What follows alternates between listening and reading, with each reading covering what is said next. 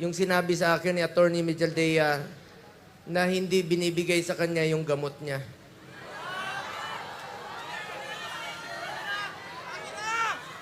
Alam niyo ba, hindi nga niya alam kung ano yung gamot na iniinom niya. Binibigay sa kanya ng nurse niya.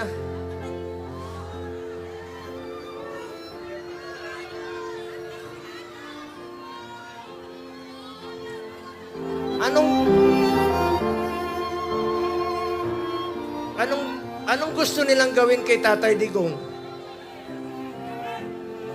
Kung kaya nilang ipadala si Tatay Digong doon, gawan nyo ng paraan paano siya ibalik dito.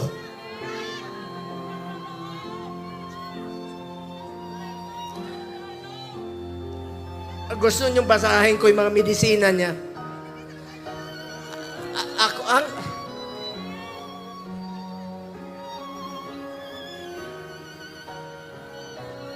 Minsan nagtitwitch yung kamay niya, sabi ni Bingbong kahapon.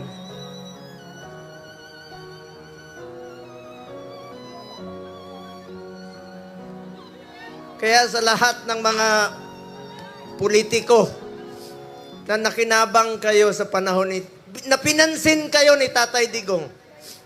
6 na taon kayong pinansin ni Tatay Digong. Yung iba dyan, pinupuntahan pa namin yung birthday. Makakatulog pa ba kayo?